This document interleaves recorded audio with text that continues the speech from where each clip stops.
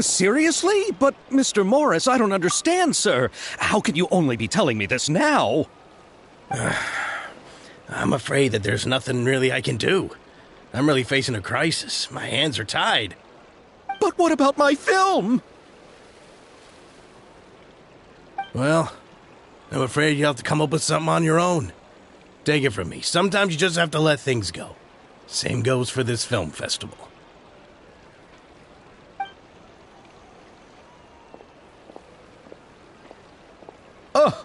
Oh. Hey, isn't that Xavier? So he's back in Fontaine now. Xavier! Oh, why, if it isn't the dear Traveler and Paimon. I really didn't expect to bump into you here at this time. Well, I was doing just fine until I received some terrible news just now. The investor I was working with for my upcoming film has fallen upon some hard times and is no longer able to provide the promised amount of funds. Can't you just find a different investor? Unfortunately, that's not how it works. We had signed an agreement specific to the Fontanalia Film Festival, stipulating that I cannot work with any other investors until the festival is finished. The Fontanalia Film Festival? What's that? Oh, is this your first time participating in Fontaine's Fontanalia Film Festival? Then allow me to fill you in. The Fontanalia Festival was established to commemorate the legendary Loch Knights, who went on a quest to search for the Oceanids and eventually welcomed the Hydro Archonigeria. The holiday is deeply connected to the founding of Fontaine, as well as its unique laws and trials. It's one of the most important festivals for this nation. But what's with that weird expression on your face? It's like you're trying really hard to remember something. I was just trying to recall the exact description from the books, in order to avoid any unnecessary arguments over semantics. I usually try to recite things straight from the source. Well, either way, Paimon thinks she gets it now. It's just like the Windbloom Festival in Mondstadt, and the Lantern Rite in Lille. Yes, those are festivals of a similar variety. Who doesn't like a good festival? And just like those of other nations, Fontaine will hold a plethora of events around this time each year. To commemorate the Loch Knights, people will imitate them by putting on special costumes, raising golden cups, and going door to door asking for pure water. But a few years ago, Lady Farina started to find the whole idea a little drab, and so decided to change the part about pure water to sweets. That really doesn't surprise Paimon at all. The whole thing seems more akin to a carnival now, and it's quite popular among the kids. Every year you can hear a bunch of them saying, "Trial or treat." Oh, that sounds pretty fun. But how does that connect back to the film festival you mentioned? Yes, it appears I've strayed off topic. I just got too excited after seeing you. Let me get back to the point. The Fontanalia Film Festival is an event proposed by the Fontaine Film Association this year. Now that film technology has matured as a medium, it's the perfect time to introduce more people to the art form. During this time, people may submit films to be evaluated, and the entry with the highest score will be given the Farina Award by the association. The what award? The Farina Award! You know, after the Hydro Archon. They coined it while Lady Farina was still in power, but even though things have changed, no one has made any motion to update the name. Perhaps everyone still thinks of it as a pretty appropriate name. Even though she isn't the Hydro Archon any longer, Lady Farina is still Fontaine's superstar. Anyone with eyes can see the way she shines on the stage. Ah, alright. Guess the name does work pretty well when you put it that way. Oh, but who would have guessed there'd be an issue with the funding? How will I ever explain this to Miss Chiori? Not to say all the other actors who traveled all the way here from Inazuma. Chiori? Sounds familiar. Where have we heard that name before? Yes, that's her. I asked her to oversee the event's art direction, including the design of the actors' costumes and appearances. Oh, Paimon remembers now! Navia said that her clothes were designed by Chiori, and Kirara's outfit too! How to describe her? Well, she tends to be pretty direct and can be very forceful when it comes to dealing with people. The fashion world in Fontaine has dubbed her the Thundering Seamstress. Her remarkable designs have led many Fontainians to become very interested in Inazuma. Anyway, Chiori is acquainted with all the actors I've invited from Inazuma. Without her help, I don't think I would have been able to get such an international cast for the film. She really is a kind soul. Who are the actors from Inazuma? Do we know them? Why don't the two of you accompany me to the Aquabus station to welcome them?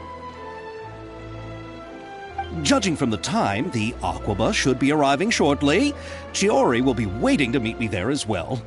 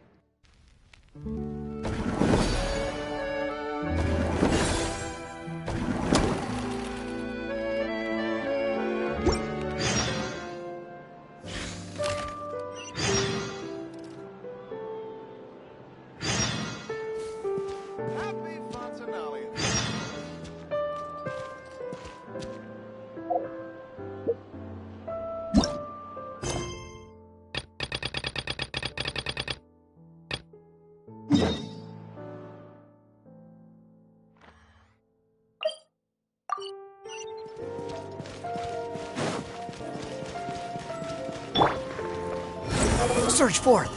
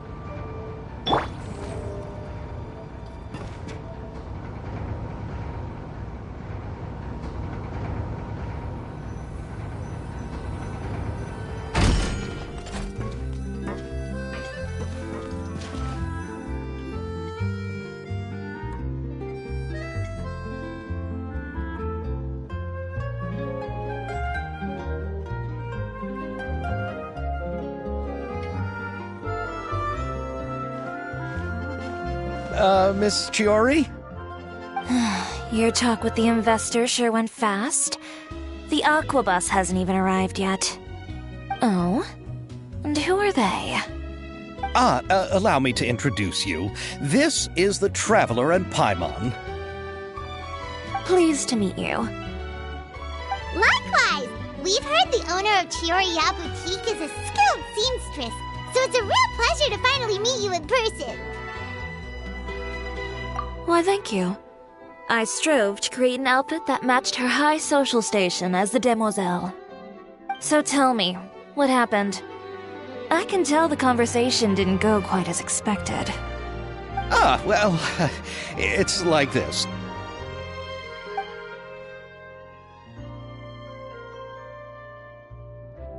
Ugh. I know, Chiori, you don't have to say it. You did remind me that this investor was a little bit sketchy. Yes, there's no doubt about that. But how could I pass it up? He offered me twice as much as the others. And therein lies the problem. Yes, but just put yourself in my shoes. After obtaining such an excellent script, it's only natural that I would want to make the most of the film. The budgets that the others had proposed were nowhere near enough. It's difficult to find someone willing to front such a large amount of mora, so... Don't be sad, Xavier. We might be able to help scrounge up some more together for you. Oh, thank you, Paimon. That means a lot to me. But the cost of the film is staggering. I'm afraid that any mora we can scrounge together in a short amount of time won't even be able to cover the actors' fees. We need to move on. What's happened has already happened, and there's no changing it. But now's not the time to give up. What? You're saying that you have a plan? No, that's not what I mean. I'm simply saying I wouldn't give up just yet. The actors I recommended aren't just after mora after all.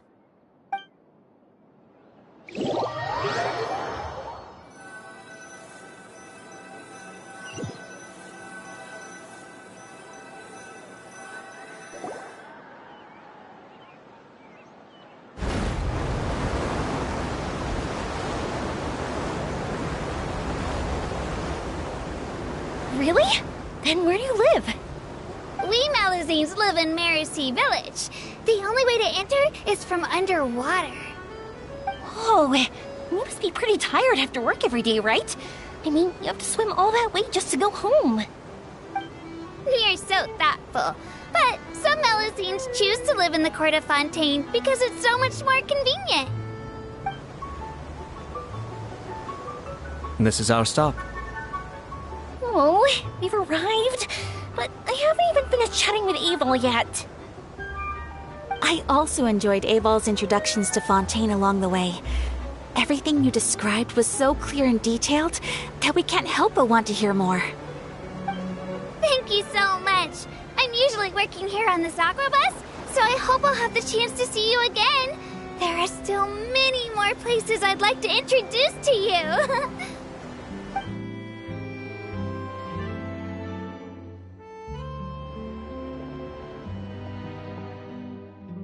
Welcome to the Court of Fontaine. Chiori, you sure have changed a lot. This is the first time we've seen you since you left Inazuma. I haven't realized it's been so long. I was in such a rush when I left that I didn't even get to say goodbye. Thank you for extending the invitation, Mr. Xavier. I'm looking forward to a fruitful trip here in Fontaine. It's an honor to have the head of the Kamisato clan visit us. So they're who you meant when you said you had actors coming from Inazuma? Oh? It's the Traveler and Paimon. Wow, what a coincidence! Ayaka and I were just talking about you on the way here. Are you also here for the film? We just ran into Xavier earlier and came over with him. But I'm not an actress. Sir Kamisato and Lady Ayaka are the real actors here. I'm just tagging along with Ayaka to have a good time together.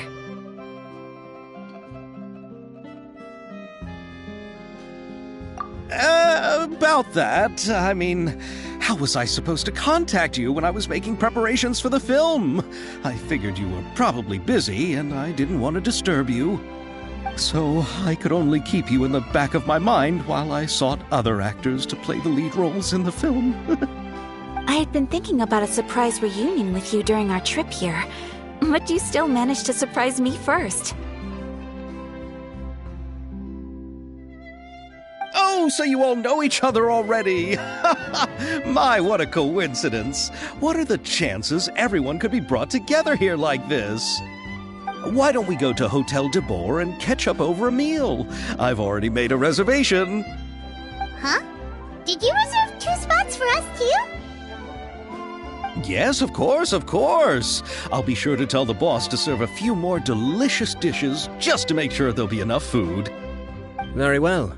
Then please, kindly lead the way, Mr. Xavier.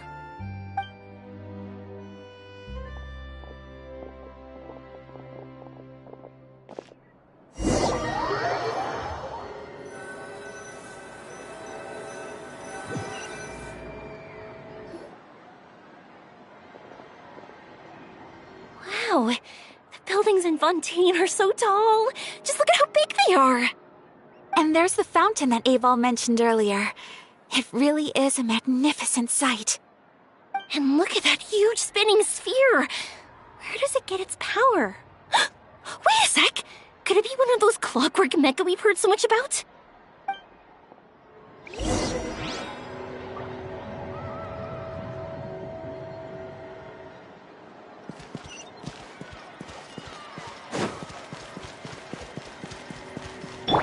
Behold!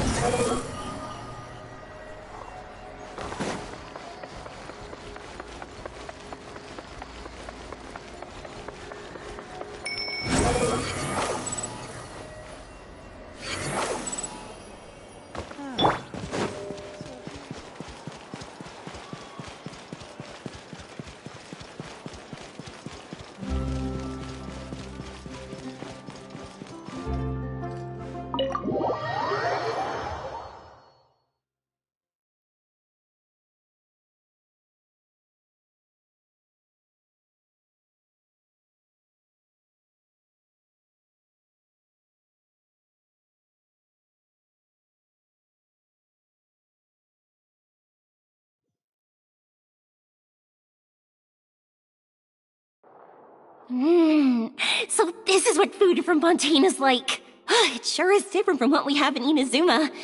How should I describe it? It seems like you have to go through a lot more steps to make them. And the flavor has many layers too. Yes. When I first went to Inazuma, I actually thought the food there tasted a little too bland. It took some time for me to get used to it. Let's get back to the purpose of this trip for a moment, shall we? How have preparations for the film been coming along, Mr. Xavier? Well, I've already assembled most of the film crew, a lighting specialist, a prop manager, and a costume designer. I've also bought the copyrights from the novel's author. Oh, it's called The Two Musketeers, right? I read the script you sent me on the way here. The story is pretty good. Originally, I was planning to start filming as soon as Sir Kamisato and Lady Ayaka arrived in Fontaine, but I'm afraid I've run into a bit of a problem. Oh? What is it? It has to do with the film's investor, Mr. Morris. He suddenly informed me this morning that he's encountered some financial trouble and will be unable to release to me the amount of funding agreed upon. It's said that Fontaine's legal system is well developed. If he has violated the contract, then can't you simply take him to court over the matter? Well, I'm still more concerned about filming. Even if I were to take him to court, I'm afraid it would take months before the case could even be heard. Then, is there a way we could raise funds ourselves to solve the problem? I've considered that option too, but unfortunately, it's difficult to gather such a large amount of mora on such short notice. Besides, we have to consider the film festival's submission deadline. Mr. Xavier, if Ayaka and I were willing to perform for free, would that resolve the problem you are currently facing? What? No, out of the question. To have you come all this way just to act for free? Oh, no, that won't do. There's no need to worry, Mr. Xavier. My brother and I had actually intended to work for free after receiving your invitation. Inazuma has only recently reopened its borders, and needs to strengthen its relations and cultural ties with other nations. We didn't have many collaboration projects with Fontaine in the past, so we hoped this trip would serve as a good start for the future. Indeed. You could say that's the real reason why the Yashiro Commission agreed to come to Fontaine. I understand, but having you two act for free just doesn't seem right. Not at all. While we're officially here to conduct a cultural survey of sorts, we must express our sincerity if we want to establish formal cultural ties with your nation. This film will serve as proof of friendly cooperation and cultural exchange between Inazuma and Fontaine. It's my hope that the film can be finished and released as smoothly as possible. If you still don't feel comfortable with this arrangement, I would also be more than happy to be introduced to some other renowned individuals in Fontaine's literary and artistic circles. All right. I'll do as you say. Thank you. Thank you so much. I'll make sure to cobble together enough mora now, even if it means selling my house, my camera, and every single family heirloom. Come on now, no need to go that far. I'll also help you out as a brand sponsor. Me too. Even though I didn't bring much more to spend on this trip, it's still better than nothing. You are too kind, all of you. I really don't know how to... Ew. Alright, enough about that. Now that we have Xavier's savings, my support, and 2 leads who are willing to act for free, I think we will be able to make this happen. So, instead of Mora, you'll help with filming and production. Oh, but how can we help with that? We don't know much about making a film. Alright, pull yourself together, Xavier. Tell us if there are still any open positions left among the crew. All right. Let me think. We still need a camera operator, a clapper loader, and someone to manage logistics. I originally wanted to personally serve as director, but I've been too busy working as the producer. So the positions of director and director's assistant will also need to be filled. Paimon knows what the director and the logistics support person do, but what's a clapper loader? The clapper loader is responsible for using the clapper board to record and organize the information of each shot when the camera operator begins shooting. The work requires both patience and careful attention to detail. A clapper board? Oh, you mean the thing they hold that goes clap whenever they start filming? Yes, that's right. Are you interested in that job? For sure! Paimon's always wanted to try that. Alright, then you'll be our clapper loader. I can find someone from the store to help with logistics. What do you think, Xavier? Well, fine by me. As for our camera operator, I was thinking of letting the Traveler take the role. Oh, he's great when it comes to using a camera. Paimon can't even count how many things we've taken photos of during our journey. Yes, that's also what I was thinking. I noticed the Traveler had an eye for photography and composition when we worked together previously. I'm sure that's due to the traveler's journey across Teyvat and all the places they've seen. After so many adventures, using a camera must be second nature by now. What do you say, Traveler? Are you interested in the job? Thank you. It really means a lot to me. Come on, friend. Let me give you a big warm hug.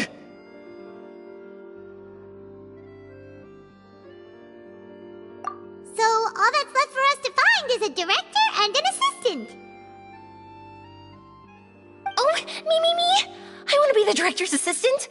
All we need to do is help the director, right? I can handle that. All right, then all we need is a director.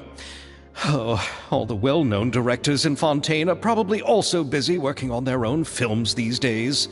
I'm not sure who will have time to help. Oh, Farina helped out a theater troupe recently by serving as an artistic consultant.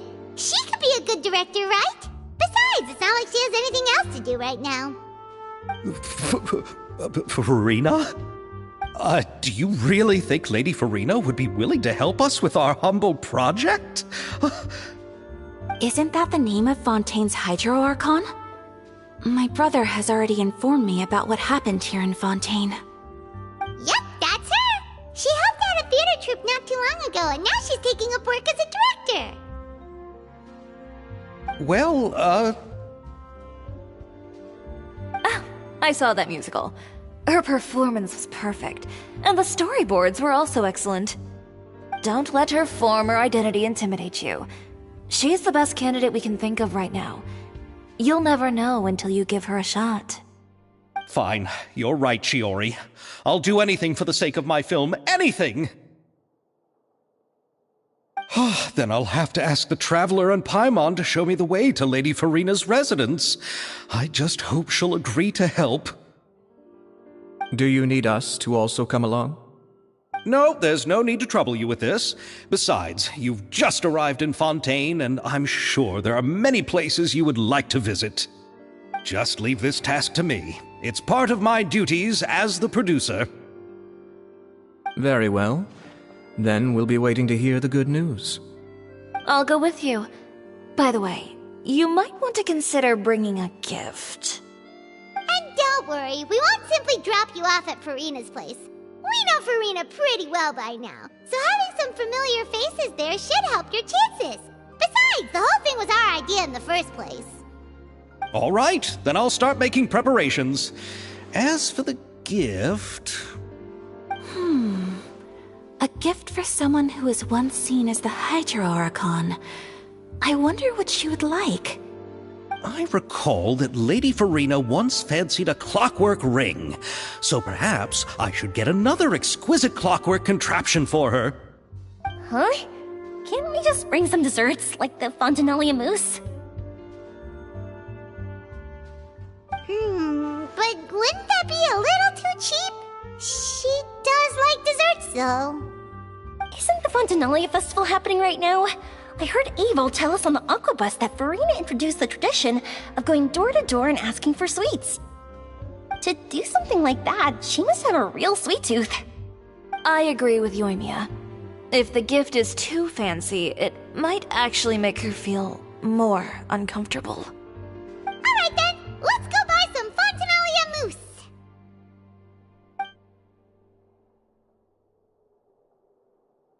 But will that really be enough? We'll be asking her to do a lot of work, you know.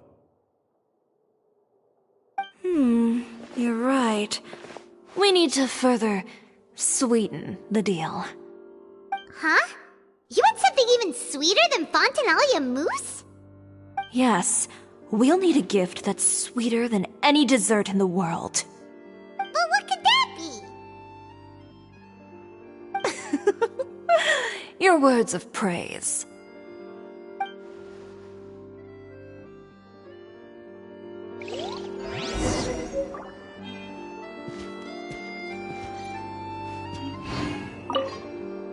You go ahead. No need to worry about us. Oh, I hope Farina will like the gifts we prepared. Oh, and if you still think we should get something else for her, just let me know. I should be able to make some fireworks.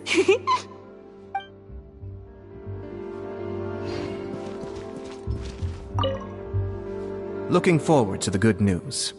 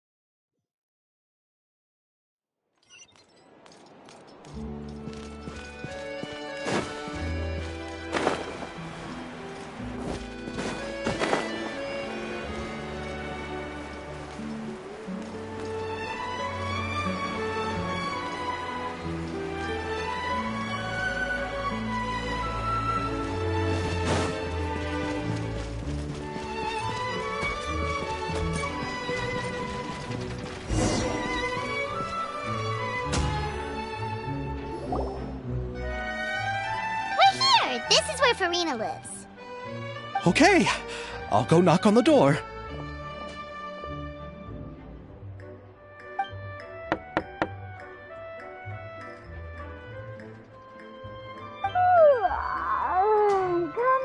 Coming. Ugh, seriously, who's knocking before afternoon tea?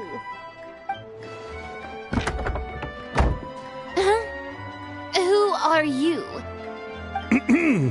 Lady Farina, please allow me to introduce myself. I am Xavier, a film director. Hello. Oh, is that the traveler in Paimon I see behind you? And who's this? I'm Chiori. Ah, the one from Chioria Boutique. Hello. So, what are you all doing here? Do you need something? Did you just get up, Farina? It's already past noon, you know. Huh? Paimon means the weather is so nice in the afternoon and the sun is so warm. Just like how you make us feel. Sleeping in late is a really smart idea. No. I was just up late last night reading some novels. What does sleeping in have to do with the weather? This is a small gift we've prepared for you, Lady Farina. We hope you like it. No need to be so formal. I'm just a regular person like everyone else now.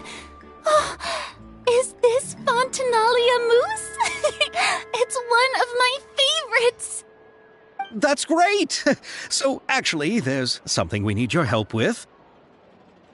Given your renowned passion and understanding of drama, I would like to ask that you serve as the director of our film crew. Oh, but didn't you just say that you're a director? Yes, but for this particular project, I'm mainly working as a producer. Besides, I'm sure that your understanding of the performing arts far surpasses my own, Lady Farina. Are the Traveler and Paimon also part of the film crew?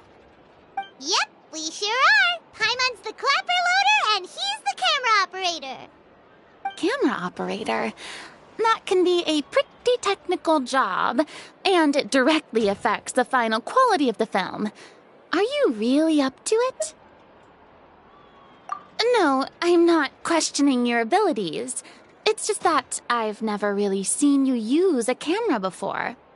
Maybe you can come up with a test for the Traveler and see for yourself. If he can satisfy you with his camera skills, then you'd have nothing to worry about and can join the team. What do you say? You sure are getting better at rolling with the situation, Paimon.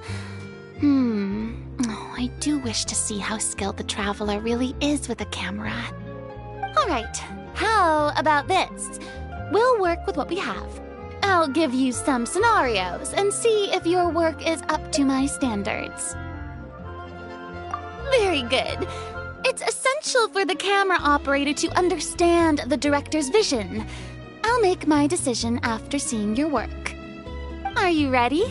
I have high standards, you know. Okay, grab the camera and I'll give you a scenario.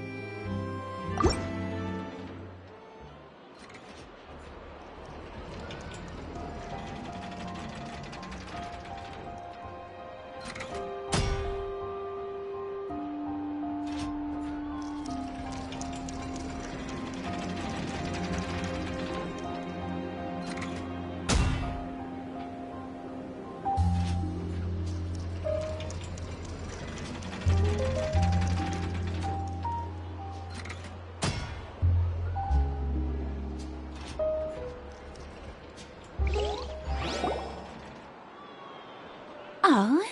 It appears that you have more skill than I thought. All the shots had a great composition, and I could really feel a connection to the characters and their lines. Yeah! Does that mean you agree to be our director, Farina? Did you think I would agree just like that? After our performance of The Little Oceanid, I've begun to make a name for myself again, you know. In fact, I've already had several troupes approach me for the Fontanalia Film Festival. Unfortunately, the scripts were all pretty boring and didn't pique my interest. If others were to find out I agreed to work with you so easily, then, well... Hey, but didn't we have a deal? What else do we need to do to convince you, Farina? Well, what about the pay? Huh? You know, how much you're willing to pay me to be the director? The pay is also an important factor for me to consider, you know. Well, I can offer you this much? What? That's all? If Nervilat were to hear of this, he could charge you with underpaying your labor. I'm sorry, but our crew is in a tight financial spot at the moment. I see. Well, even though it's highly unlikely now that I'll join your crew, there's still something I'd like to ask. Exactly what film are you planning to make? Oh, our script is an adaptation of The Two Musketeers. Huh? Wait, you mean the suspense thriller novel that was a #1 bestseller? Oh, so Farina's read it too. Of course I read it. I've always had a keen interest in artistic works that strike a chord with the populace. I see. It all makes sense now. You must have used most of the budget to pay for the copyright. Not really. The novel's author transferred the copyright to me practically for free once he heard that I wanted to make a film adaptation of the story. The lack of budget is due to another issue. He probably just wants to get his name out there. So, Mora isn't the most important thing to him right now. It reminds me of a delivery courier who wears one of my designs while traveling all across Teyvat. I didn't charge her much for the outfit either. The exposure she provides for my brand is well worth it. So, are you a big fan of this story, Farina? Well, it's all right. The pacing of the story is good, but the character relationships could use some work. When I was reading it before, I always felt like some things were left on a rather unsatisfactory note. I have high standards, you know. Ahem, Mr. Xavier, if, hypothetically speaking, I agree to be the director, how much freedom would I have in terms of script revisions and creative interpretation? Oh, as much freedom as you would need. I wouldn't dare doubt the tastes of Fontaine's greatest star. Good. Then I'm free to alter the script as I see fit? Absolutely, no problem.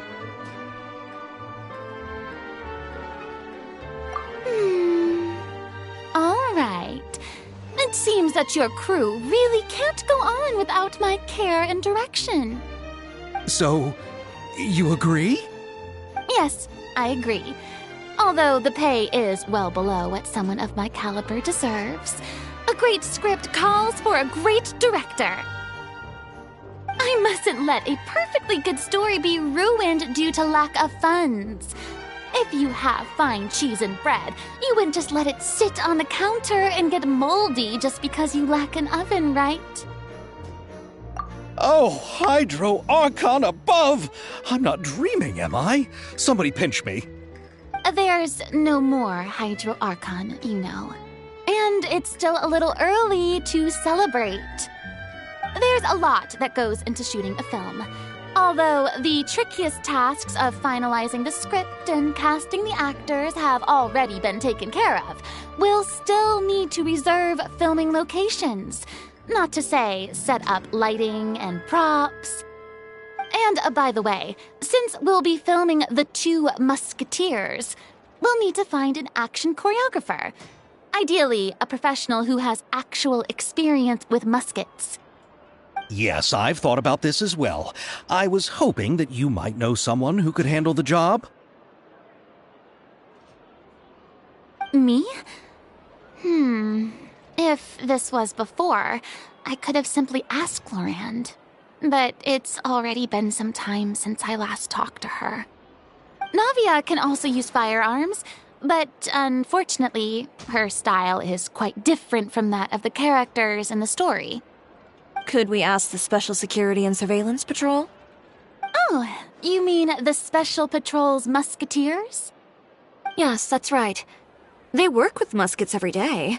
I can't think of anyone more qualified than them. They would be under Nervilette's jurisdiction. Unfortunately, I don't have any connection with them at all. So, in the end, we still have to start by talking to Nervilette. No need to go to all that trouble. I know their Captain Chevres. Oh, you do? Wait, Chiori, how do you know the captain of the Special Patrol's Musketeers? No particular reason. Running a business means dealing with some trouble from time to time, and she's helped me out on a few occasions. In return, I've helped her handle a few situations in which the Special Patrol couldn't get involved directly. So, we've gotten to know each other over time. So you're saying there's been times when the Special Patrol needed a fashion designer to handle a situation? Your work is becoming more and more mysterious. It'd be best to keep it that way. Anyway, enough about that. What do you all think about asking the captain to be our musket action choreographer? She sounds professional enough. She is a captain after all. I have no objections. But I imagine the Special Security and Surveillance Patrol must be busy with their duties. Do you think she'd really have time to help with shooting a film? And then there's the issue of pay.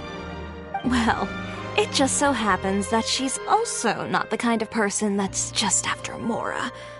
As for whether she has time, I'll have to go and ask her first. Then I'll leave that to you. Macaroni's on sale today, so I've got to go. You can just tell me how things went when we discuss tomorrow's plan later. No problem. Having Farina join feels like a big boost to our team! Of course. Just wait until the day of our premiere. You'll witness the true power of my name in these lands. You'll be so glad I agreed to help. I can guarantee that even the standing tickets will be sold out. I'll be sure to ask some people I know to see if they'd be willing to act as extras. Seems like you're finally getting more comfortable with your own reputation now. I didn't ask for the Clapper Loader's commentary, Paimon.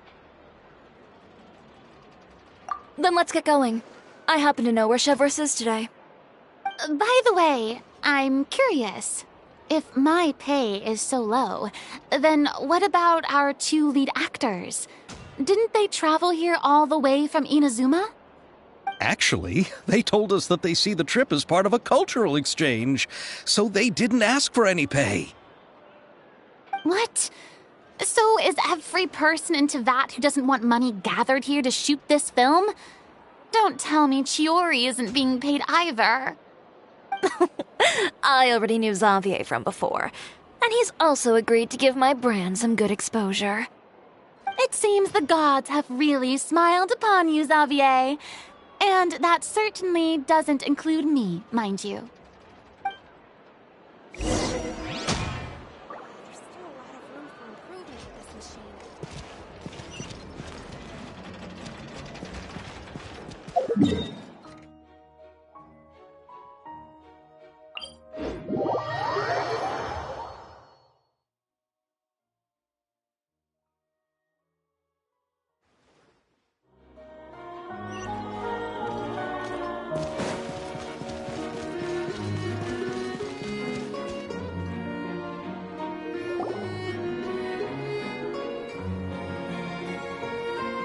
All right, this is the place.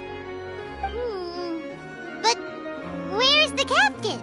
There's hardly anyone around here. She's over there. The one with an eye patch reading in front of the newsstand. Oh, her! Paimon could tell there was something different about her. She seems kinda intimidating. Please wait here for a moment. I'll go fetch her. She's working now, so you might not want to get in her way. Working? But isn't she just standing there and reading a novel? Just trust me. Oh, alright, let's see what happens then. Shiori sure is a mysterious person. She claims just to be a fashion designer, but she knows all these powerful people. The court of Fontaine isn't particularly tolerant of visitors from overseas, so it isn't easy for a foreigner to promote their brand here.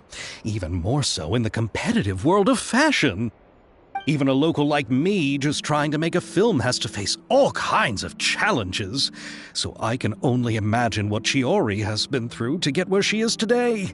I'm sure that having more connections has definitely worked in her favor. Reading on the job? Detective novel. One main character? No. Multiple. Branching storylines. I see. How's the plot coming along? One of the main characters is about to make a choice that will affect the rest of his life. I'd wager he's going to make the wrong choice. Any way to speed things up?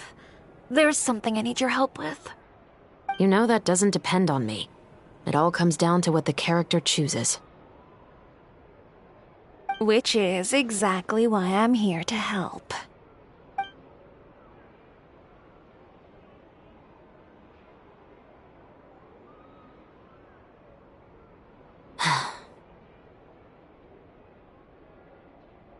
All right. It appears he made the wrong choice in the end. Halt! Huh? What's going on? Hand over whatever you're holding. Oh, it's just a book. I didn't buy anything else. Then I'm sure you wouldn't mind letting me have a look. Excuse me, officer. I don't mind you standing around here, not purchasing anything, but I'd prefer if you didn't disturb my customers. It's bad for business, you know. Don't give me that act. You won't be able to get off so easily either. I am Chevraz, captain of Fontaine's Special Security and Surveillance Patrol. I will say this one last time. Hand over whatever you're holding at once. And before you do anything unwise, let me remind you that I'll have you on the ground before you can even think about making a run for it. All right. I'll give it to you. But please let me say something first. If there's any contraband in that book, then the shopkeeper here is the one who slipped it in. I don't have anything to do with this. Why, you trying to leave me on the hook, huh? You were the one who said you wanted it. Save it for the interrogation room. Take them away, Letelier.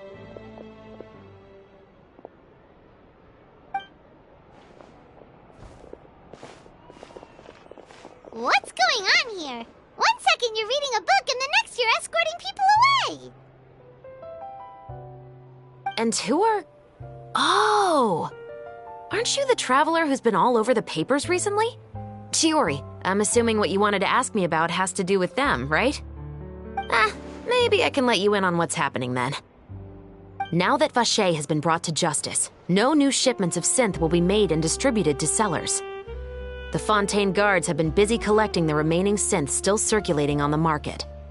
Thanks to a tip from our reliable source here, this should be the very last batch. Oh, so you were pretending to read a book in order to catch the bad guys. Oh, Paimon almost forgot to introduce ourselves. Paimon is Paimon, and this is the Traveler and Xavier. Hey, I'm Chevraz. You probably already heard me introduce myself, so I won't bother repeating it. Yeah, why didn't you make a move as soon as you had the chance? Were you worried that my intel wasn't accurate? No, I wanted to see if the shopkeeper would turn himself in first. All he had to do was come up to me and say that he didn't know where the synth had come from. If he did that, then I wouldn't have had to press charges on him. He had the whole day to turn the synth over to Chevreuse. But instead, the moment I came up and blocked Chevreuse' line of sight, he took the opportunity to sell it off. Yep, he made the wrong choice, even though the right choice was right there in front of him. But you knew they wouldn't make the right choice. Yeah, I knew. I was just hoping I'd be wrong for once. Enough about that, though. What did you want to ask me about? Oh, you see, it's like this.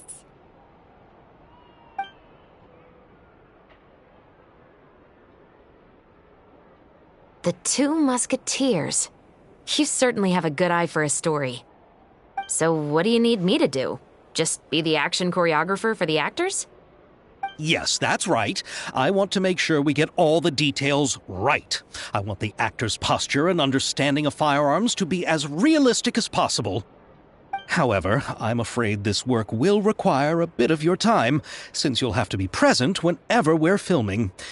Also, as for the pay... No need to say any more. I'll join. Huh?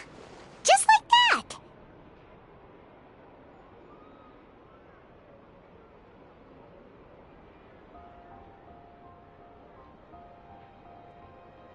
Really? You're willing to help us with our humble film project? Sure, it's no big deal.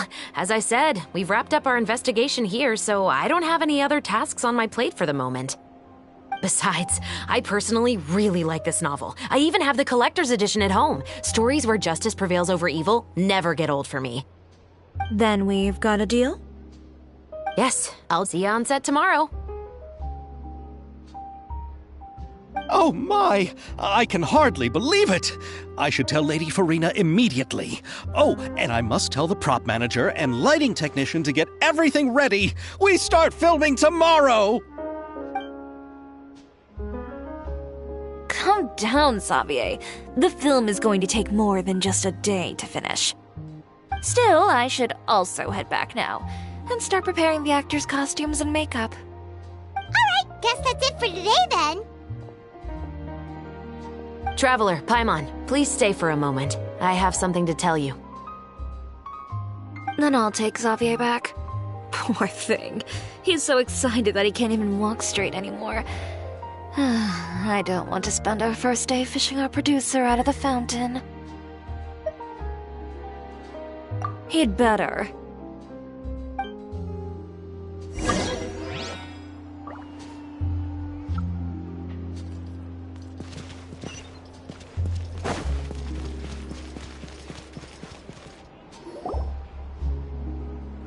So what did you want to tell us, Chevreuse?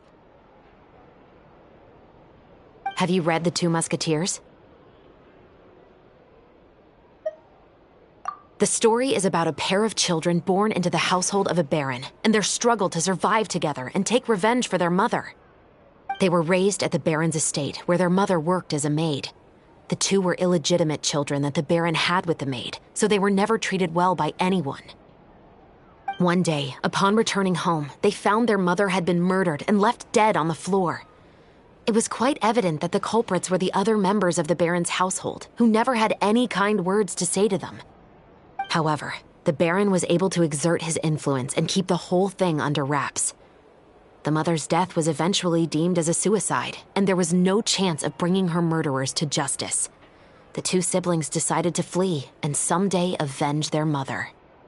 Many years later, members of the baron's family suddenly started turning up dead one after the other, all killed by gunshot.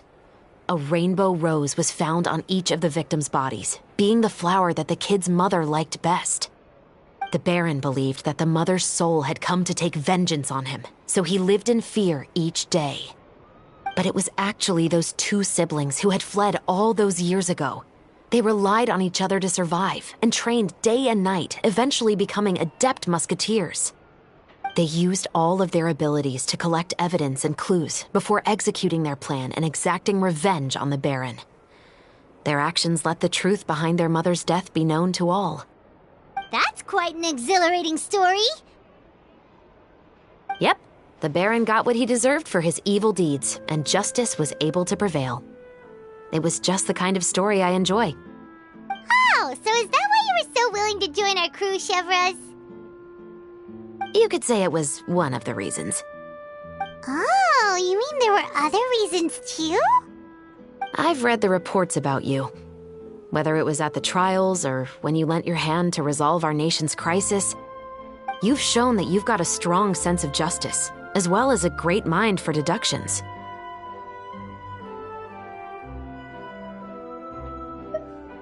Yes, you're as sharp as I expected. It seems you've experienced many similar situations before. There's been a recent murder case involving muskets. The perpetrator's methods appear to be very similar to what is described in the novel. Huh?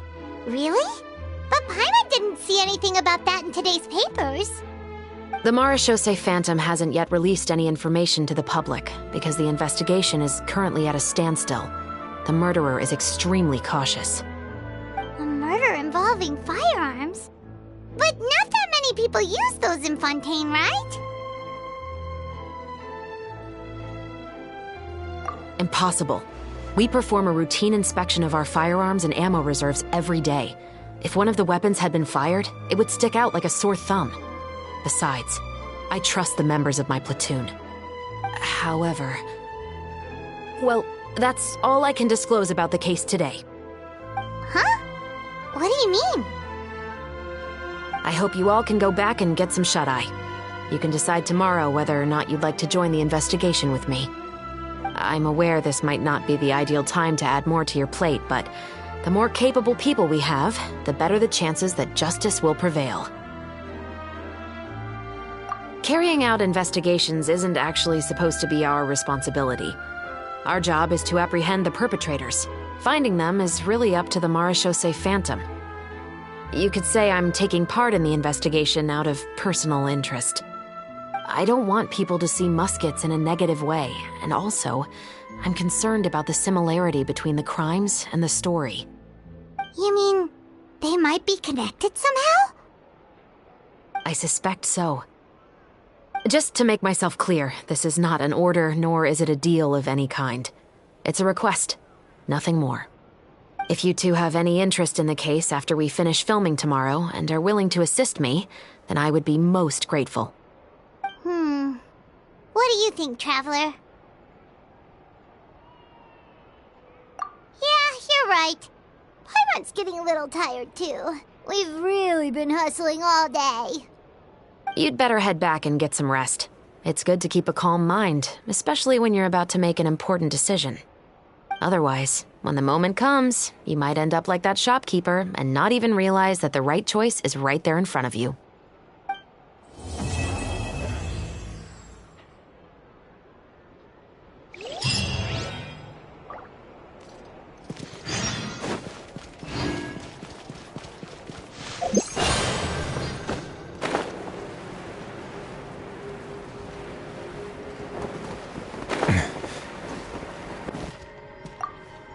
Oh, how lucky I am to have so many kind-hearted people assisting me. Yeah, just watch your step now. Everything I've been through is starting to pay off now. There finally is a light at the end of the tunnel. Ah, I see it now. What lies before me is a whole world of hope. No, what lies before you is the fountain. I hope you can start seeing clearly, or you'll end up taking a dip in it.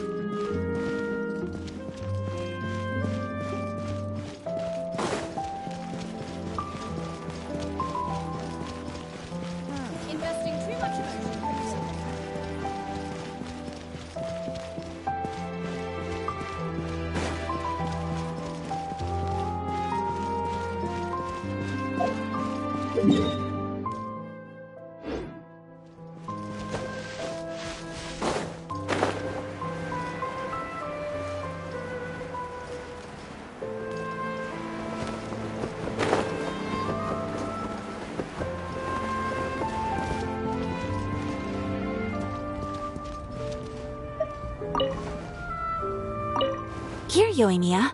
Try some conch madeleine. No, you ordered it, Ayaka, so you should be the first to try. To be honest, I ordered it for you. You're fond of desserts, aren't you? Well, in that case, I guess I shouldn't refuse. Let's try some together.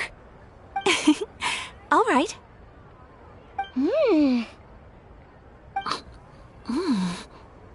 This is amazing! Oh, the texture is so soft. You can feel the super rich aroma of butter as soon as you take a bite. And the aftertaste is pure bliss. Great. I'm glad you like it. I enjoyed it too. And I really like the swirly design. I've heard that it's supposed to look like a barrel conch. I've never actually seen one myself, but now I'm really curious about what it looks like. Hey, Ayaka, when you can find the time, would you like to go search for one underwater with me? All right. Why don't we go right after this? Great! Then that's a plan. There are so many places I'd like to visit with you.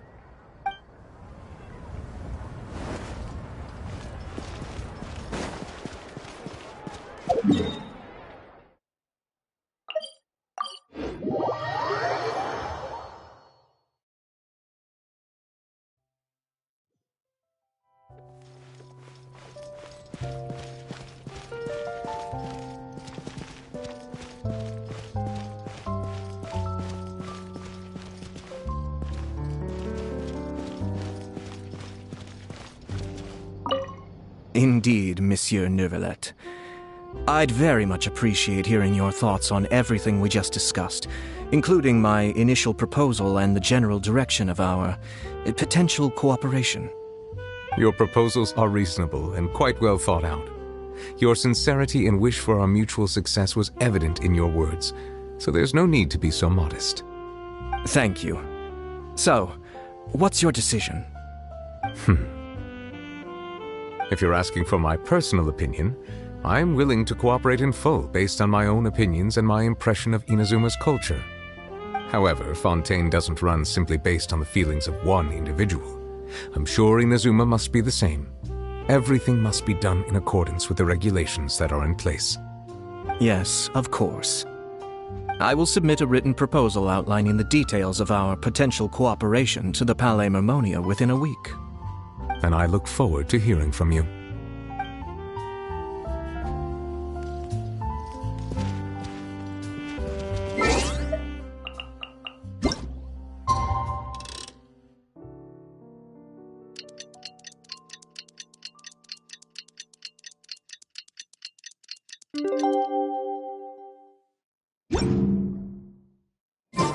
It's finally time to meet up with everyone! Paimon even dreamt of making the film last night. If Paimon remembers right, we're meeting at Hotel de Boer. Let's get going!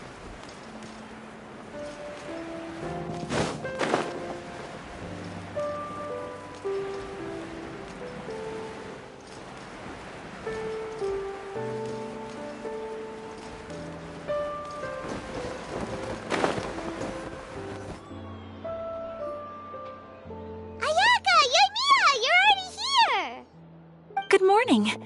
Xavier said yesterday afternoon went well.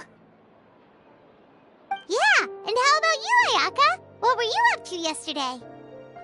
After we split up, Ayato went to see Udex Neuvillette at the Palais Mermonia. I was originally thinking of going with him, but he said he could manage it himself.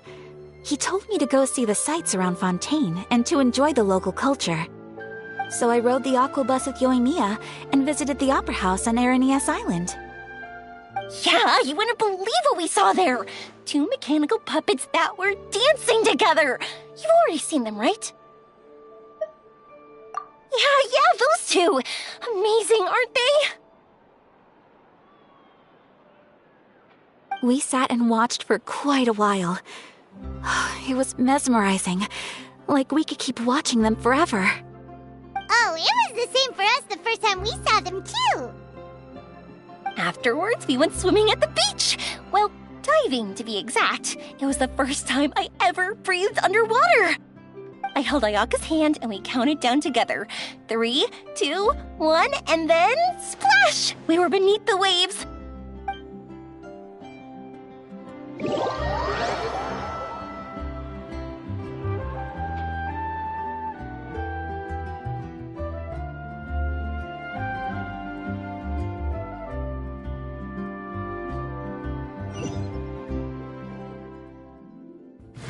first, I didn't dare to open my mouth.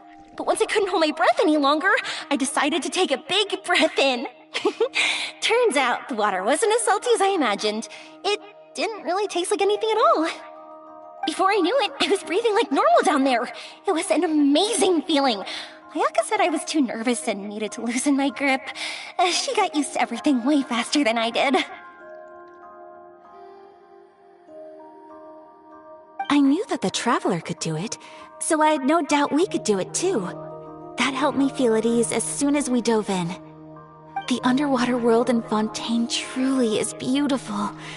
I love seeing the Romaritime flowers blossoming underwater, like little candles lighting up the streets at night. Yeah, and there were so many creatures that we've never seen in Inazuma. Like those fish that shimmer like a sword blade. Whoosh! Oh, and those big fish that call when they see people. Ooh. Oh, you mean Hunter's Rays and Blubber Beasts. I just love the name Blubber Beast. Just wait till Pops and the others hear about this. They probably won't believe a word I say.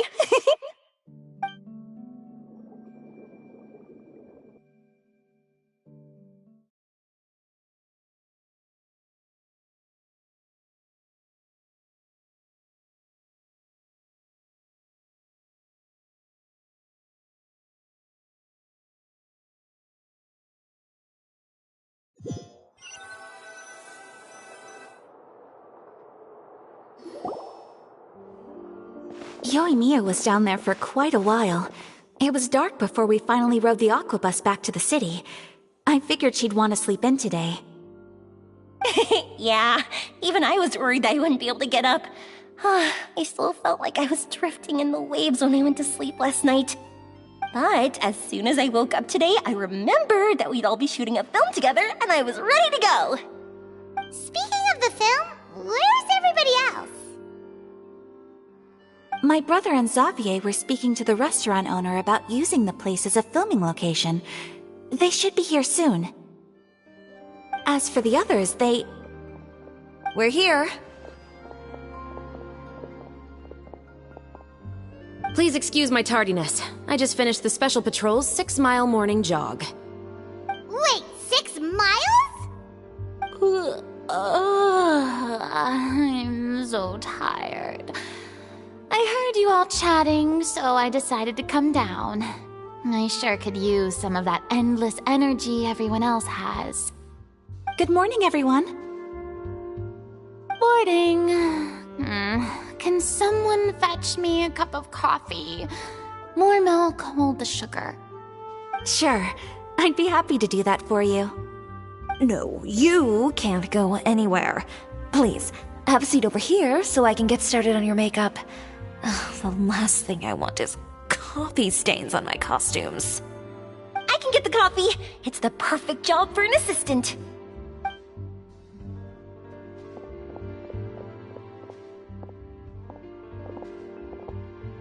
So much energy. Seriously, what's her secret? Oh, Yoimiya's always like that. But you sure look exhausted, Farina. It's because you're not used to waking up so early, huh? Of course not. I spent the whole night reading the novel from cover to cover, marking sections that either need to be omitted or adapted. Wow, Paimon didn't expect you to be so thorough. Well, I was the biggest star in all of Fontaine after all. It takes more than just a pretty face to earn a reputation like that. I know how to get serious when the situation calls for it. I went all out when I was acting as an Archon, so why wouldn't I do the same for my own life? Here's your coffee, Director Farina.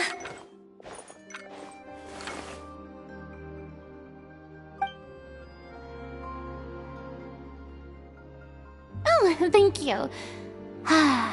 The sound of being called director and the aroma of coffee feels almost as refreshing as hearing the birds chirping in the morning. Oh, it seems everyone has managed to arrive on time. We've reached an agreement with the restaurant owner. We are free to use the second floor to shoot our film. Really? That's great! He is really looking forward to our film, and hopes that providing his restaurant as a filming location will attract more customers. Well then, Mr. Xavier, I'll leave the rest to you. Okay, thanks. First, I'd like to introduce our new members. This is our prop manager, Veronique. She'll be in charge of all the film's props and items. And this is Bonneau, our lighting technician. He'll be in charge of lighting and illumination to set up each scene's atmosphere. Wow. Sure feels like we have some real professionals joining the crew now. First of all, please allow me to first express my sincerest gratitude to everyone in the crew.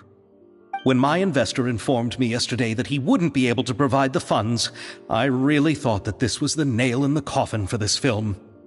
I had no idea that I'd find so many people willing to help me on such short notice. Thank you. Thank you all from the bottom of my heart. No need to be so cordial, Mr. Xavier. We're all honored to be a part of this.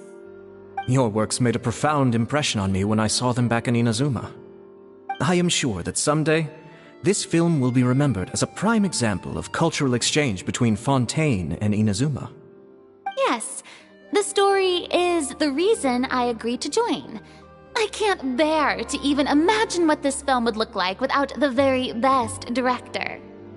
Anyway, I would like to make a promise to everyone that as the producer of this film, I'll do whatever I can to ensure that everything goes as smoothly as possible. This is not just my film. It also embodies the thoughts and feelings of every person here, as well as the endless effort we are about to pour into it. So, without further ado, The Two Musketeers will officially begin filming now! You may take it from here, Director Farina. All right, listen up, everyone.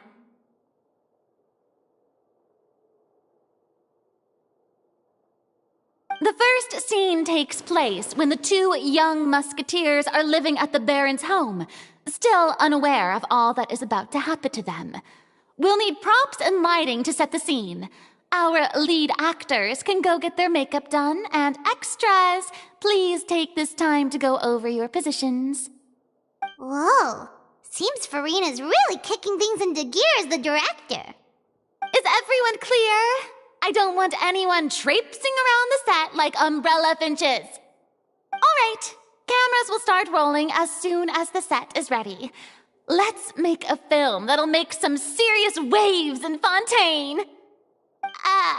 Not the kind of waves that drown people. I mean, the good kind of waves. Seems like she's still a bit traumatized by that. Anyway, let's go see if there's anything we can do to help.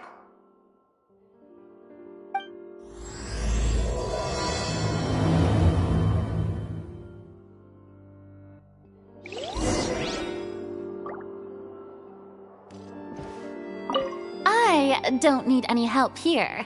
Why don't you try asking someone else?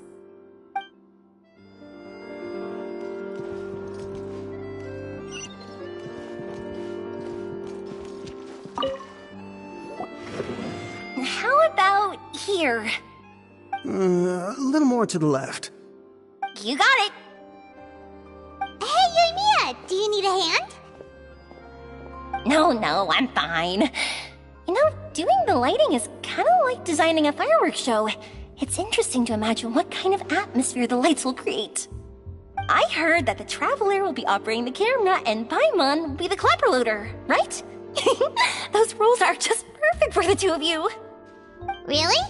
Is that because it'll be easy for Paimon to hold the clapperboard while flying? Well, sure, there's that, but that's not exactly what I meant.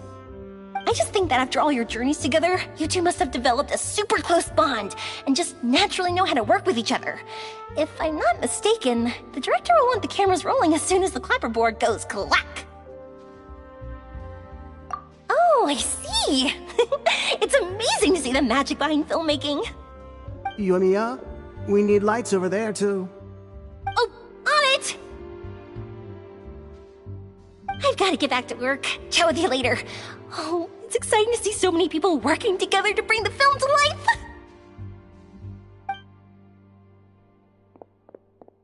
Seems like Yamiya's really getting into it. But she was right. We do have a super close bond, don't we? Paimon's really happy to hear that.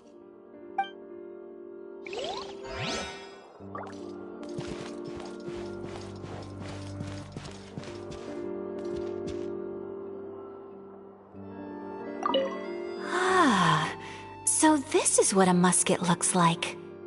Not exactly.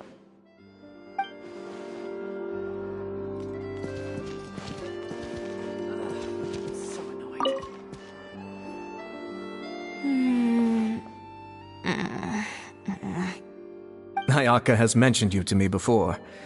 She said that you two were great friends when you were kids. No talking. I'm thinking about how to do your eyeshadow. Ah, yes. To help me really look the part. To achieve a more young and naive look for this scene.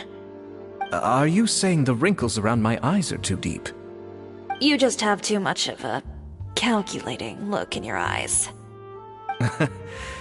You sure don't mince your words. It seems you really haven't changed much. Quiet.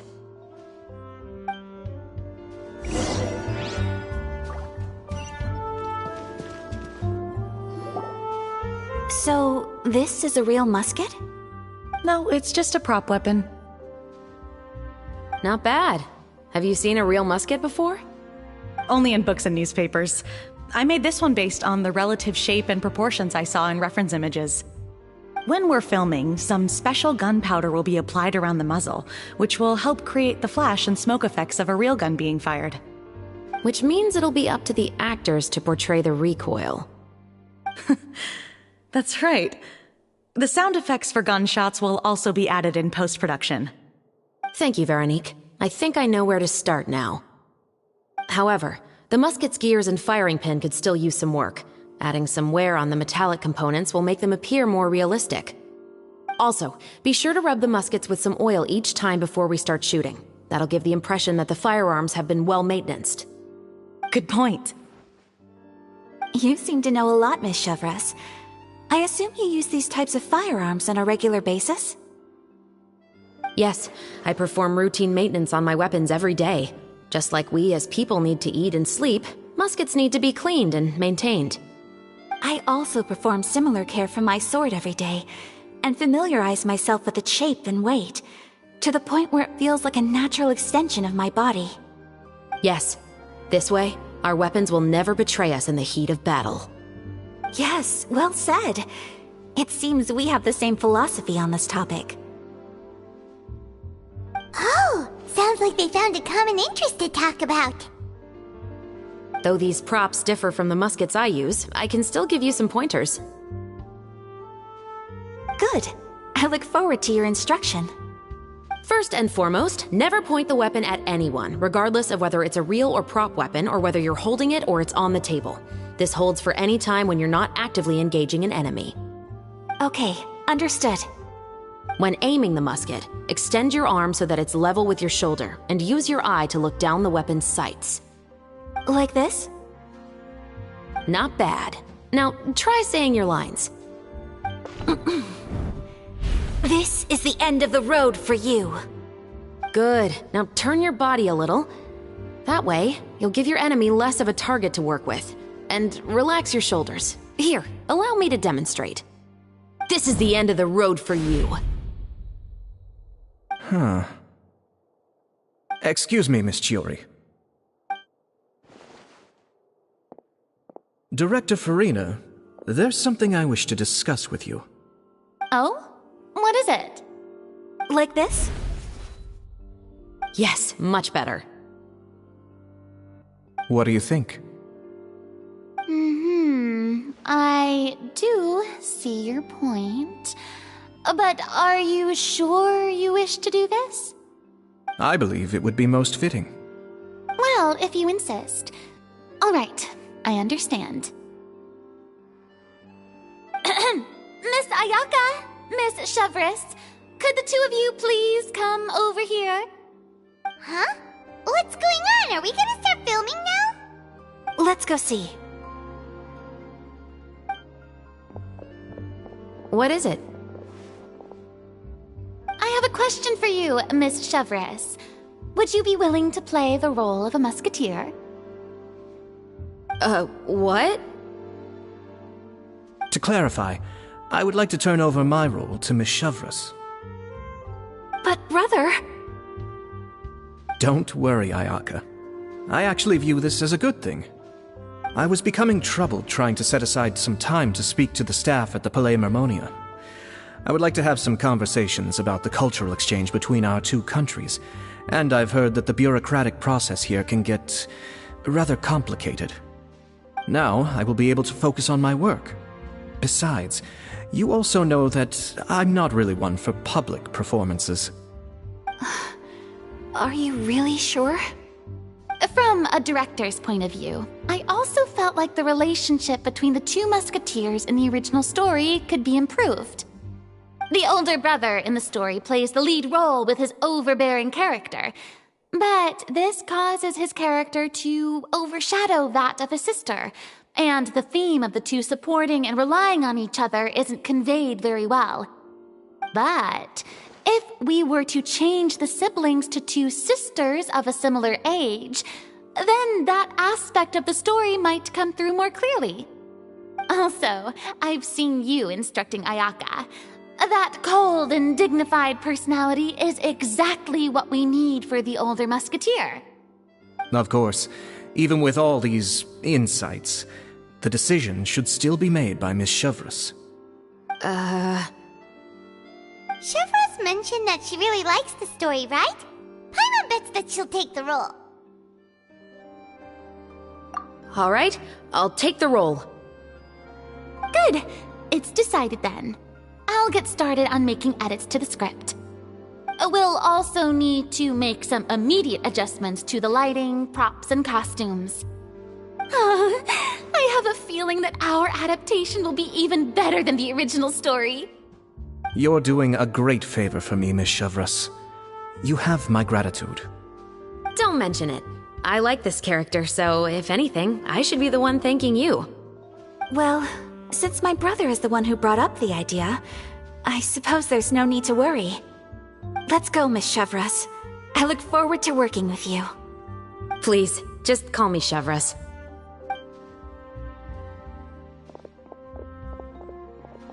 Seems like you're really going out of your way to solve the problem I was having with your makeup. Surely you jest, Chiori. I assure you that I was mostly motivated by a desire to spend more time on formal business.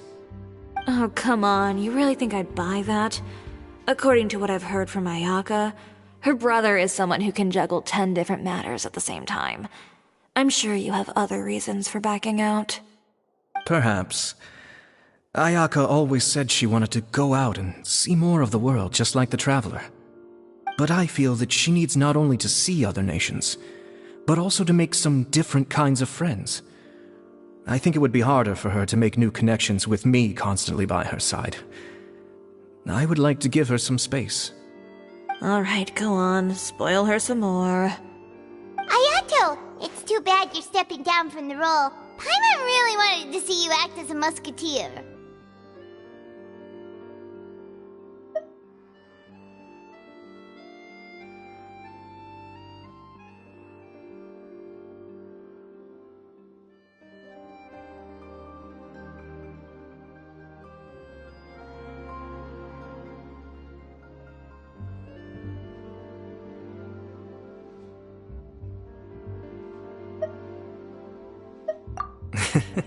No need to poke fun at me. I'd wager that you also felt that I wasn't the best candidate for the role. It's a little hard for Paimon to imagine you saying those lines.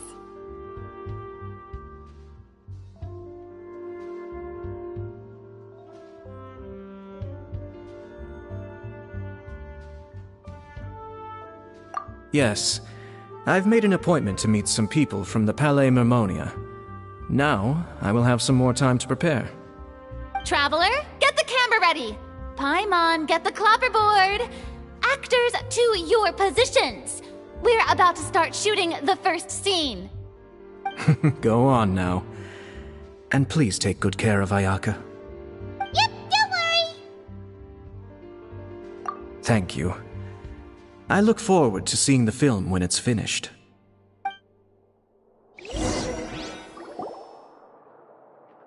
All right, now that we're all here, let me help set the scene for everyone. The first scene takes place when our two main characters are still living at the Baron's estate. They've been ostracized and verbally abused by others in the household, but they still have no idea why. We want to capture how naive and innocent they are, despite their pain. Chevris will be playing the role of the older sister, Tulip, and Ayaka will be the younger sister, Iris. Be sure to get close-ups of the main characters at the right moment. Silence on the set! Lights! Camera! Action! Let's go! Tulip, Mother's been out for quite a while now. Perhaps she went to pick some flowers on the way home. You know how she loves flowers. Iris, Tulip! I'm home! Mother!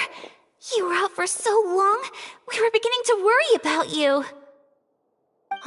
I'm sorry, but I'm back now, safe and sound. Here, I brought your favorite treat. Apple turnovers. Mother, what are those bruises on your hand? Huh? What bruises? Oh, I must have bumped into something while I was working yesterday. But I didn't notice them this morning. Then perhaps they're from when I accidentally tripped when I was out just now. By the way, did you have fun playing at home? What's the matter, Iris?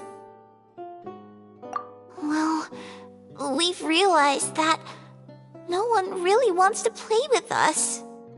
They even took Iris's doll and spat at us. And they even called us names. They said we were... Shh. It's all right. Don't worry. Girls, listen to me. It doesn't matter what anyone says. Don't listen to them. No one can define you with such words. You both have wonderful lives ahead of you. Just like your names. You will both blossom like beautiful flowers. Maybe your time to blossom hasn't quite come yet, but one day, you two will bloom more beautifully than anything else. Don't let the soil you're in now ruin your future beauty. Understand? My dear daughters. And cut! Not bad. The actors' emotions were all on point. Let's keep that take. Also, if our clapper loader could avoid shouting at the start of the scene next time. Oh, got it. Great. I was a little worried that my nerves would get the better of me. What about you, Chevris? I felt fine. The lines weren't too difficult at all. Seems like Farina must have adapted the role nicely. You two were great. I couldn't tell it was your first time acting in a film. You should have more confidence. Thank you for your encouragement. Positions, everyone! We'll move on to the next scene after we try a few more camera angles.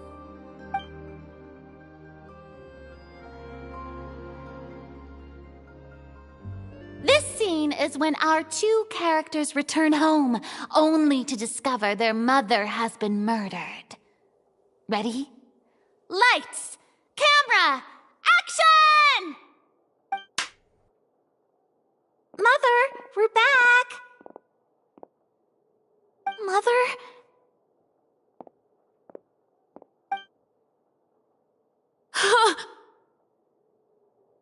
What's wrong, Tulip? Iris, stay away!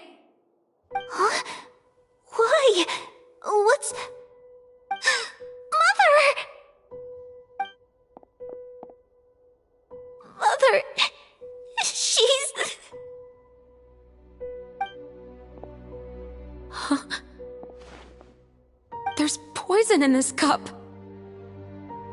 Oh, I could have sworn I've seen this kind of cup before. Those aristocrats. They didn't even try to cover up their actions.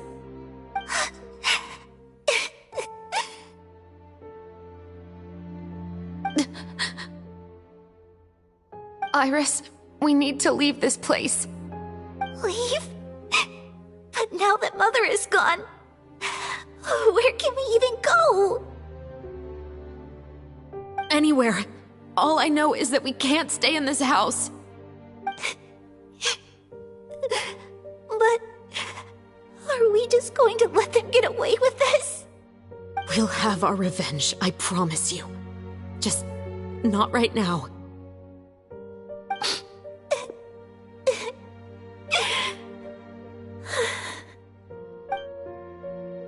Come on, let's go. No, wait. We can't just leave Mother here like this. At least let me leave this rose with her. That's why we went out in the first place. To buy her this flower. All right. Goodbye, Mother. We'll avenge you. Someday. And cut! Beautiful! Great performance! Oh my, you're so amazing, Ayaka! And were those real tears I saw? How did you do it? I was surprised too. Thank you for the kind compliments. Actually, as soon as Director Farina said action, I told myself not to think about anything. I just felt the weight of the moment and became the character. It's quite similar to practicing the art of the sword. You clear your mind and focus only on what's happening in front of you. Ayaka's performance was amazing. Have I discovered an acting prodigy? Pipe down, everyone! We need to move on to the next scene!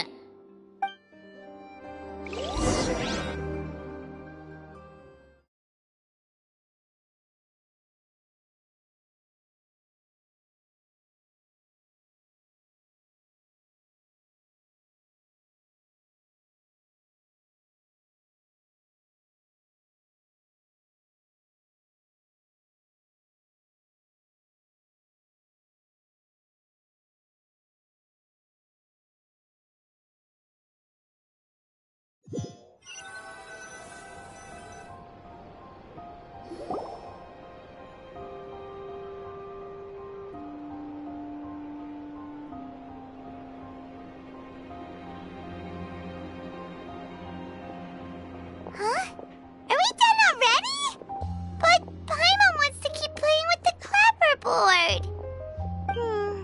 How do you feel, Traveler? Is your arm sore from holding the camera all day?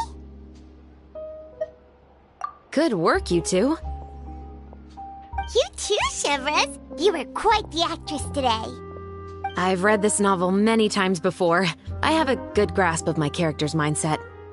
Anyway, do you remember my request from yesterday? Oh, right! We were having so much fun that Paimon nearly forgot! You have a case where the murders seem really similar to the cases in the novel, right? So, how are they similar exactly? In the story, the main characters grow up to become two musketeers, always using their guns to carry out their revenge.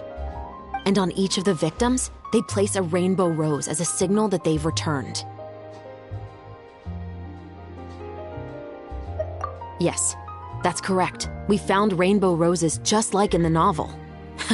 Seems like you're connecting the dots now. Oh, that does sound pretty concerning. Especially after seeing the script today. Oh, now Paimon can't stop wondering what kind of ulterior motive the murderer might have. What do you think, Traveler? You're smart. Paimon wants to hear your thoughts. Good. On behalf of Fontaine's Special Security and Surveillance Patrol, thank you for your dedication to justice. There's no time to lose. We should start investigating right away. Follow me. Huh? Right now?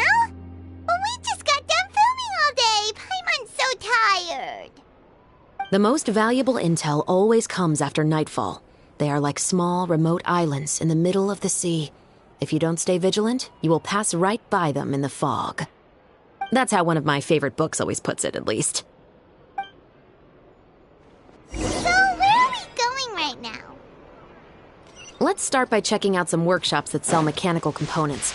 If the culprit is making their own weapons, it's very likely that they'll visit those sort of places.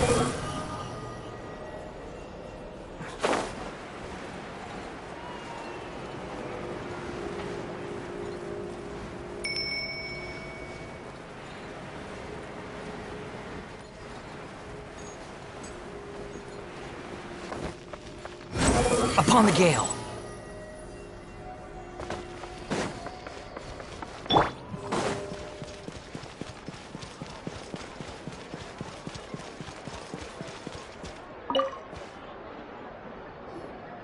Welcome to Le Show's Clockwork Workshop. How can I help you? Hello. I'd like to know if anyone has purchased some special components lately. Special components? Sorry, could you be more specific? I mean the kind of components that aren't typically used for clockwork toys, but for firearms. Huh? For firearms? No, we don't sell those sort of things here. Don't misunderstand. I'm not here to cause any trouble. We are merely investigating a case, and we're hoping that you could cooperate. Well, to be completely honest, I'm not even sure what kind of components that would entail. Has anyone ever purchased components here as an individual rather than on behalf of an organization? We have a lot of customers who buy toys, but those who buy components are all regular customers who buy in bulk on behalf of their organization. Is that so? I understand. Thank you for your cooperation. You're welcome. It's the least I can do.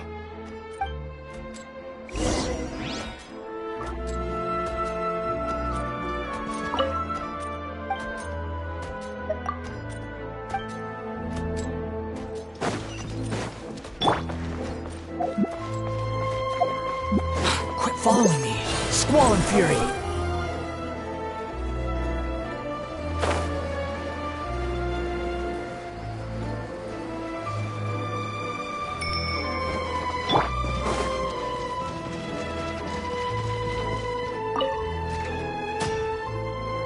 Oh, hey, Chevris. Run out of oil for your musket again? Hello, Estelle. I want to know if anyone has come to your shop recently to order some firearm components. Oh, is this another case? Let me think. I don't think so. Some people have requested that I make some prop guns for the Fontanalia Film Festival, but I refused all of those requests. Oh? Why's that? Because there's no profit! I only make things here that can do some real heavy lifting. I don't have the energy to make some new molds just for the festival. Then has anybody come specifically looking for mechanical components? Well, I usually sell off my scrap to the Fleuve Cendre. I don't typically give them to one specific person. I understand. Thanks for your cooperation. Don't mention it. Always happy to have the Musketeers' patronage. Seems like we haven't found any leads to go off yet. Yeah, unfortunately. All right, let's head to Fleuve Cendre next. Huh? Are you sure? People might not be so thrilled to see the captain of the special patrol there. You think so, huh? Then I guess you don't know. Huh? Know what? That I grew up in Fleuve Cendre.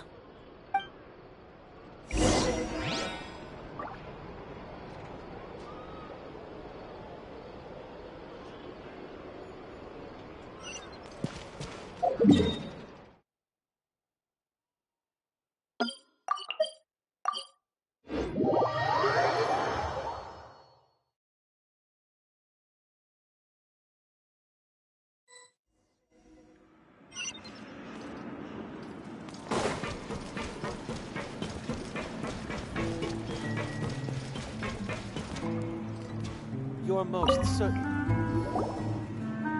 Hello, I'd like to ask some questions. I don't know anything. Don't worry, I'm not here to arrest anybody. You say that now. It's the truth. Here, take this as my guarantee. Wait, did Paimon just see what she thinks she saw? Is the captain of the Special Patrol bribing a citizen? Seems you're different from the other guards. What do you want to know? Have you heard anything related to muskets in Fleuve Cendre lately? Anything at all? Muskets, huh?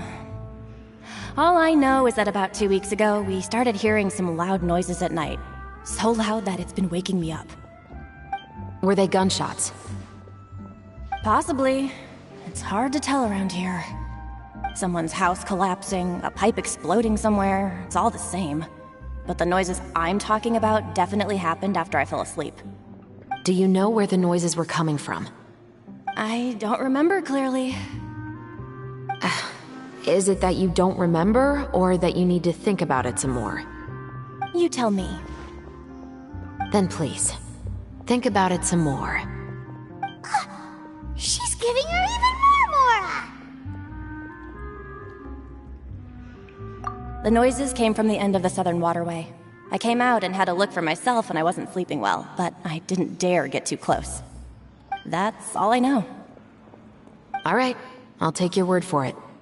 Thanks for the pâte de fruits.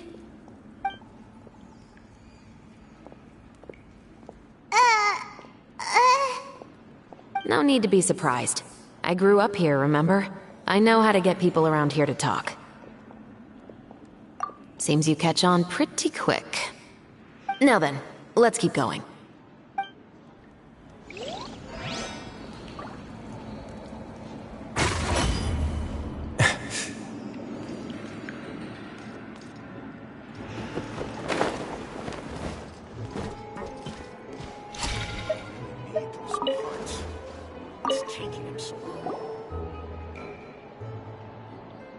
It's been a while, Tetro. Please, just get on with your request. I want to know if you've heard anybody talking about muskets lately.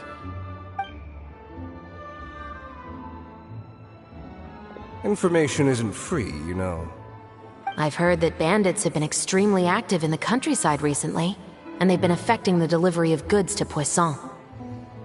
I can allocate some more manpower to help out with that problem. What do you say? You're still as helpful as ever. One of our men got drunk at dinner about a month ago and lost his gun. 3 days later, it turned up in the corner here.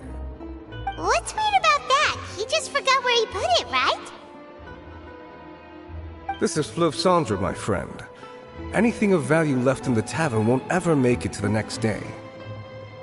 But that gun turned out to be an exception. It didn't get any new wear and tear on it, and didn't even appear to have been fired. We were quite mystified as to what could have happened.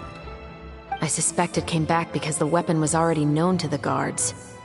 You mean, a criminal was afraid the Marechaussee Phantom would use the shot marks to track them down? Maybe. But if that's the case, the culprit really took great care to avoid getting caught. I didn't say anything about a criminal. In Fleuve Cendre, knowing who was killed is as easy as knowing what clothes you're wearing today. It's the guy living in the east side, isn't it? I've never liked him. Every time he's here, he just orders a drink and sits there with a nasty look in his eyes. So, who was the one who lost the gun in the first place? Don't bother. Even if you ask, he wouldn't admit to owning a gun to some strangers. Not to mention the captain of the Special Security and Surveillance Patrol. He's right. I know you grew up here, Chevres. Even though you're on good terms with the Spina, you've still been gone too long. Not many people know you here now, and a lot of people don't like the Special Patrol. I know. So take my advice and don't show your face too much around here. It's for your own safety. I'll come and go as I please, and I'm afraid I'll be appearing more often due to my work. All right. Don't say I didn't warn you.